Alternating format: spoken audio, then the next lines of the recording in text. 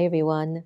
Om Shanti. Welcome to the next normal in collaboration with America Meditating Radio. I'm your host, Sister Jenna, and looking at just the atmosphere, the environment, the way of the world right now, I keep looking on this image.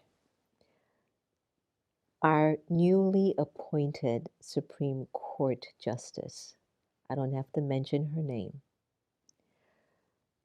President Biden, Vice President Kamala Harris. I just keep looking at the image.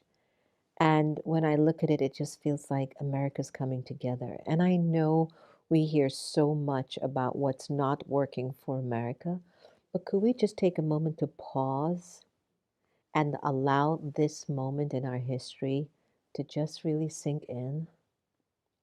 Despite if we're able to take it to a completely other level, or maybe there might be people who are just going to try to strip the joy from this moment. It's okay. Let them do what they're going to do, but you don't let anyone let go of your joy. Every show at the end, I say, let no one strip you of your power to love. Like, give no one any power that would make you stop loving or being kind. Don't give away your power to anyone that would make you stop being loving and kind. And this is our moment here. It's a moment for us to really sink in. The ideals of this country and the way the world looks at our country. Something is happening. And I know it's like giving birth or pulling teeth, I tell you. It doesn't have to be this difficult. But because of algae, you know what algae is: anger, lust, greed, attachment, and ego in the soul. It's like pulling teeth without Novocaine. It's just like really painful.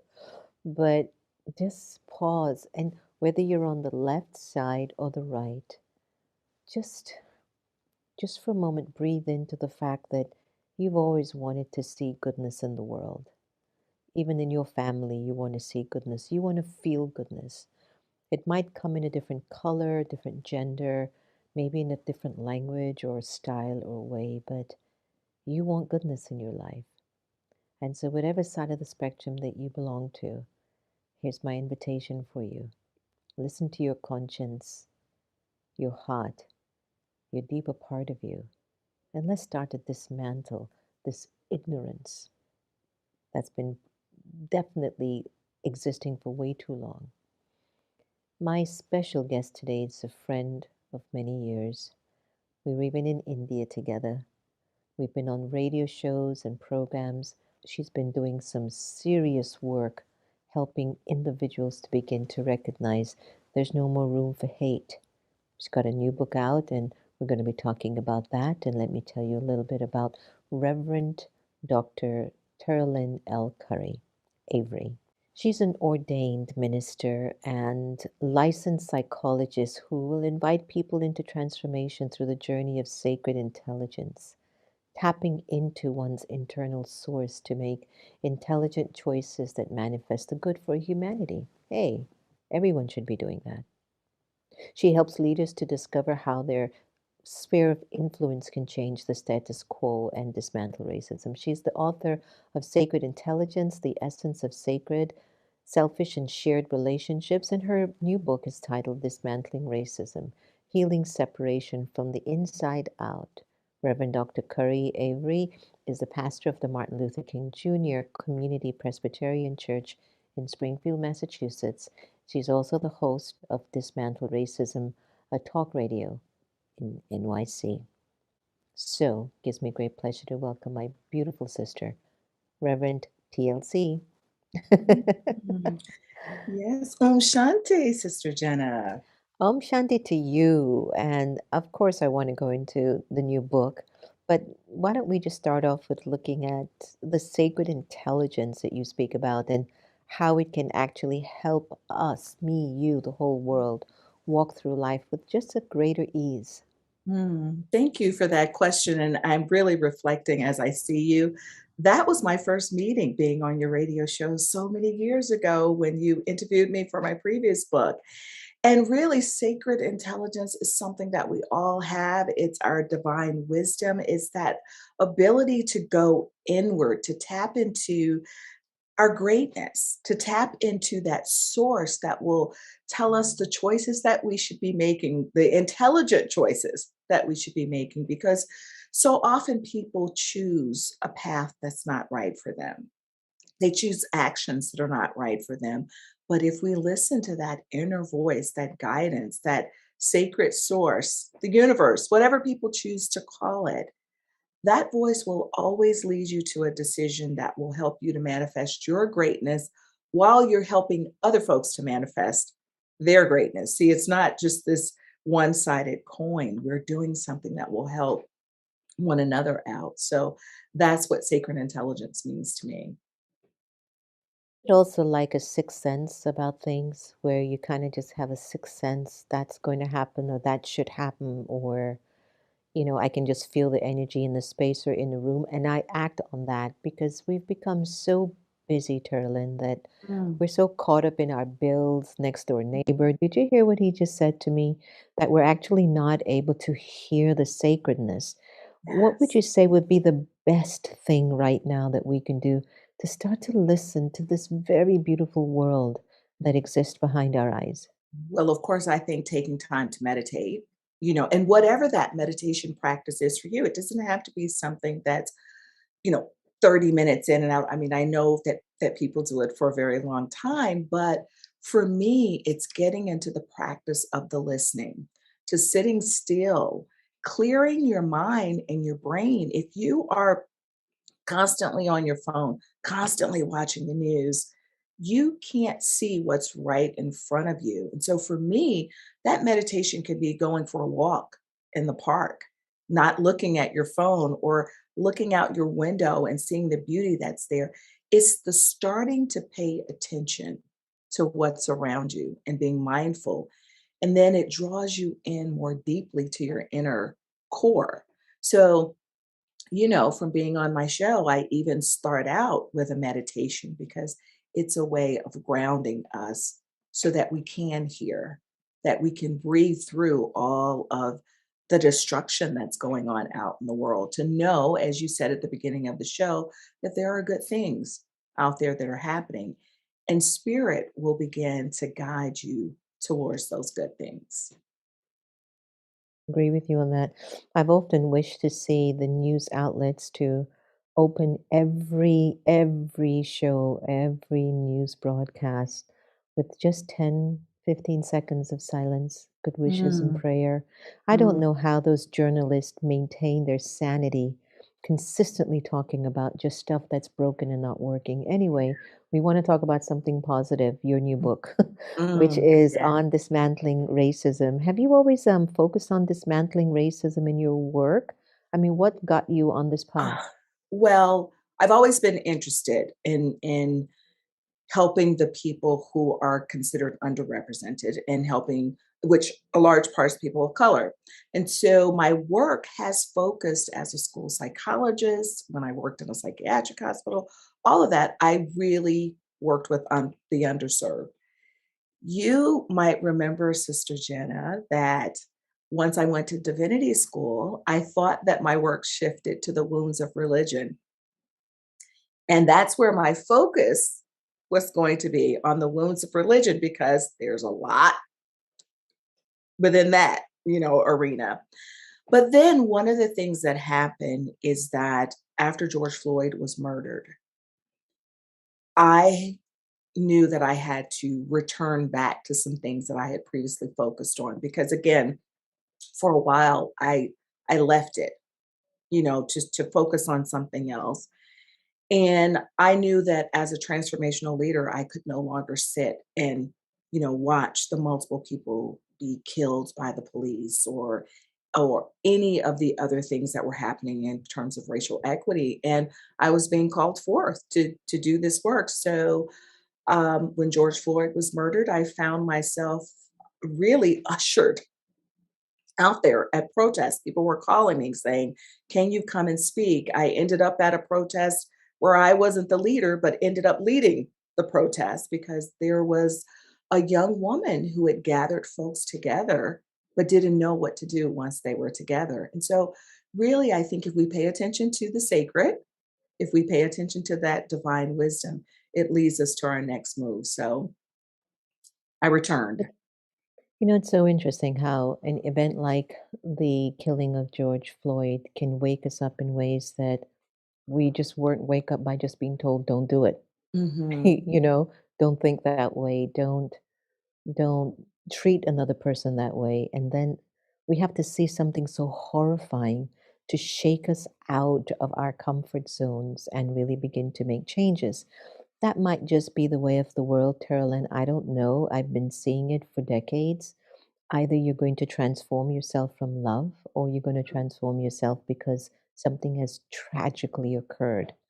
And Yes. it seems like the majority of us will only make that interior move if it's tragedy.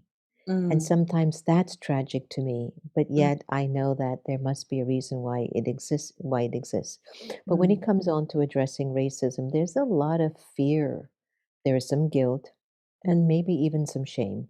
mm. What's the reason for that? And how can we begin to have meaningful and transformational dialogue about race without getting so sensitized and taking things so personally? So one of the things that I want to say when you talk about meaningful dialogue is that if we make it a daily part of our dialogue. So for me, even though I had shifted to the wounds of religion, I always talked about disparities. It was just not at such a public level. And so your question is really a really relevant one because I think that most people think that they have to go out and do something grand. Not everyone will be a transformational leader who's out here speaking and want to have a large impact. But we have to do what Arthur Ashe says to start where you are, use what you have, and do what you can. And so I want to just encourage those people who do live in fear, shame, guilt, anger, all of those things that you just mentioned. They're all relevant to the reasons why people choose to stay in their comfort zone. Because when you do this work of dismantling racism, it's a sacrifice, especially when you do it and you want to have a large impact. So I just want to encourage your listeners to really do what you do in your area. So for me, because I'm out there speaking, I was called to a larger platform. For those people who are not going to have a radio show on dismantling racism or travel the world or do any of those things, specifically for dismantling racism, do what you can where you are, even if that's supporting a person. I've had so many people say to me, I want to support your efforts. They're not the type of people who will get out there in front, but they want to support my efforts by helping me in any way that they can. So I think I answered your question. I might have gone a little bit further past it, but I just want to say that yes, all of those things that you mentioned, they impede our progress. And if we understand that we have people who will walk the journey with us and who will be resources for us, I think it will encourage us to get out of our comfort zone. Yeah, that's important to know. And I would just wanted to include a disclaimer in terms of when I shared about just that image I saw of President Biden, Vice President Harris, and Kitanjali, our latest Supreme Court appointee. I'm not taking a political side. I was just looking at the image of black, white, Mm, just everybody being together and working to make the country better. mhm, That's what I saw in that mm, image. I just saw it wasn't anymore about color or gender, it was about unity, and we can do better together than keep fighting and breaking each other down. And mhm, so I think what you said, that don't wait until you feel that you have to have a big platform to make a change. But I'd like to add that you can look at your own racism within yourself mhm, mhm. when certain things occur to you and you're like, no, or you don't deserve this, or who are you to say this to me? And we have our own little stuff going on, or else we wouldn't be able Mhm, to mhm, exude racism mhm, because of the color of your skin, mhm. because of your religious belief, or whatever it might be. Yes. So start inside. So the thought of dismantling racism has to begin inside, as your Mhm, book offers us that insight.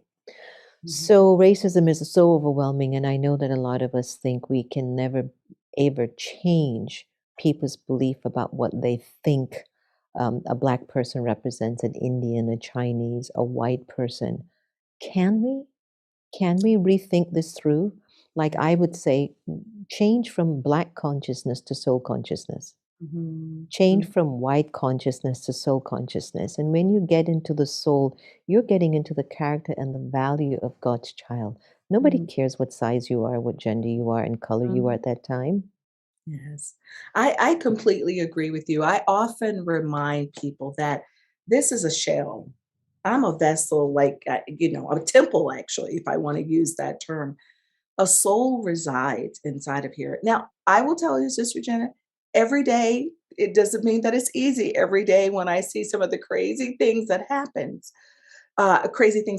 in life, but when I can begin to look at that person as a human being, I am able to speak with them in a different way.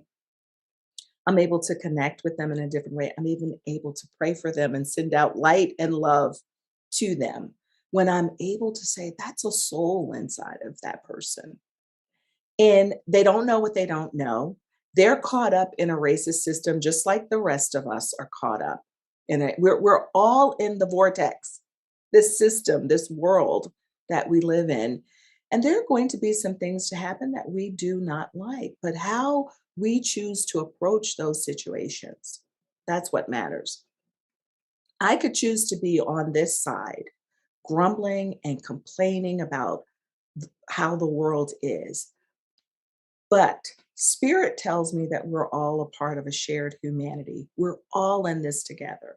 And if I want my life to be better, then I have to connect with the other souls out there to try to bring light into the world. And that's what I hope that my work will do. Not everybody will agree with me, and I won't agree with other people necessarily. But when we're guided by spirit, and we try to hear their point of view, really just having a conversation with people, it opens us up to a different way of thinking. How can we grow if we don't begin to say, that's my soul sibling, that's my kindred? I don't agree with them, but let's have a conversation. Remembering a story, there was a guru having a session, and one of the spouses in the session basically yelled out at the guru and said, people, you always talk about stuff, all your words are fruitless, they don't even have any meaning. And then the guru decided he was going to curse him with his words, and all of a sudden the guy messed up. He was like, no, no, no, please don't do that, please don't do that. And he said, but you just told me my words have no power. No, Guruji, Guruji, please, please, please, I didn't mean what I said. Please, Mhm. please take it back. So the moral of that story is yes, dialogue, communication, conversation can can change us at a very deep level because it Mhm. helps us to move the energy in the soul. But you've got in your subtitle of your book, Healing Separation from Inside Out. Can you elaborate a little bit more about this process? Because I think that's where you're tapping into the spirit Mhm. of the dismantling of Mhm. racism and the spirituality of the dismantling of racism. Mm. Yes. So for many of us, when we look at racism, we want to look at the other, what they need to do in order to change. But we need to do the work within us as well to change. And a part of that, yeah, I love that you really were talking a few minutes ago. These were not your words, but when you say we all need to take a look, we have internalized racism as well, hating ourselves because of how the world has shaped us, looking down on, our kindred who come from different neighborhoods than we come. All of these things are internalized. But what I talk about in the book in terms of healing from the inside out, for those people who want to advocate for racial equity and social justice, it's really important that we start with our why. And that why means starting with going inside to take a look at what is the thing that's drawing you along this path. So, when George Floyd was murdered in 2020, I had a lot of, in particular, white colleagues who were very, very distraught and angry and crying.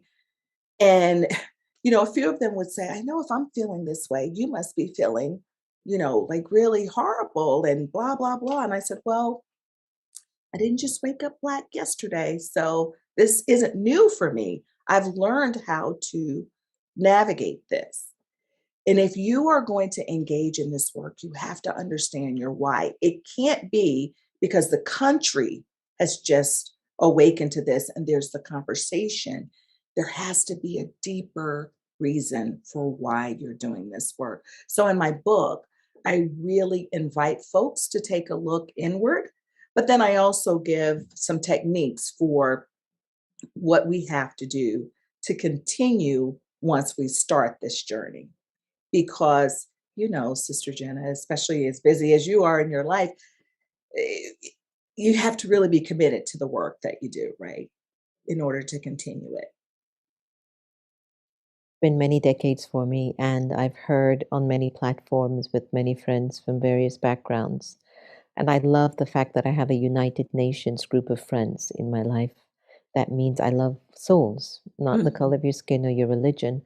But we talk about oneness. And a lot of times when I look at the way we all come together as one, I always ask, what is that factor that brings us together and we don't care whatsoever about your skin, your gender, your religiosity, or whatever it is that might be different than me? And as much as I dive in and ask, what is it that brings us together? The answer that I always come back with again and again in my being is because I don't have time to judge who's better, Mm, who's not, or I've got to do work on myself. I'm such a mess. Who am mhm, I to really start to judge other people? My life isn't all together. I can't go out there and start to say black people are like this and white people are like that. Each person is an individual trying to figure themselves out. And I mhm, think with all of our friendships, because we're all friends together, I think one of the fundamental belief systems that we all carry is that we know we are one, but we also know we have to do the work on the inside, yes, you know? yes, So when mm, we think about oneness that goes beyond characteristics like race, ethnicity, or gender, what would you say is maybe another tool that you know of that can help people to move closer to this energy of oneness? mm. When you were talking, the thing that came to me, because this is how I teach my trainings, I always start from a place of love. I think love is the thing that binds us together. And if I can remember to stay in that place, because I think ultimately, God, source, universe, spirit, however we define it, I think the greatest definition is love. And if I can keep in mind that that person is worth love, loving, and that I am love. I am loved and I am loved. If I can keep that in mind, it helps me to continue to move forward and not do the judging. And like you said, if I take a look at myself and say, well, who am I to judge? Because I am that person, right? So if I look at that person and I begin to judge them, all I have to do is just let that mirror reflect right back at me. Because there will be some ways that I might be similar. I may not do the exact same thing, but are there ways that I show up and I discriminate against people? Are there ways that I'm judgmental? Are there ways in which I wound people unintentionally? And so I think that for me is starting from that place of love and then letting that mirror reflect back. And such a powerful word, LOVE. And sometimes I marvel at how attachment has messed it up Mm, and confused people in defining what the power of this word can do for our lives. You know, in the United States, and if you're watching anywhere else across the globe, which I know you are, we've been going through a very unique time. Not mm, to say that we haven't in a while. But even this particular appointee of the Supreme Court judge, there were a few, quite a lot, who seemed to not care about the consequences of their behavior, their choices in front of the eyes of not only their country, but of their entire world. mm. What do you think, or what do you want leaders or conscious minded individuals to know about the importance in dismantling racism? And is there a way we can support these leaders in dismantling racism? I literally wanted to just go into their office and sit in peace Mm, and just look at them with compassion, wondering what in the world has happened to you. mm, mhm, When I witnessed the behavior, and I know there's no way they could be sleeping well at night. mhm, And mhm, so what would be your suggestion, your message to them? mm. So I think there are two things that I want to say. I want to just talk about just for a second that how um, how serene that Judge Katanji, Brown Jackson was in that moment. And that as leaders, when we are confronted with the barrage of misinformation and hatred from other folks, when we sit in the presence of I am and we sit in the presence of knowing who we are, it will help us not to be reactive in those situations. So I think in this charge to dismantle racism for people who are still in that space of getting angry at all of these things that are occurring out here, this is what it means to go from the inside out, to heal separation from the inside out, is know who you are before you get into that situation. Secondly, to answer your question in terms of what can we offer to these leaders, well, until they get to a point where they are ready to listen to us and that we can go in their offices and we can sit and hold that space for them, I believe that if we hold them to the light in our own meditation, that can begin to change the energy that we send to them.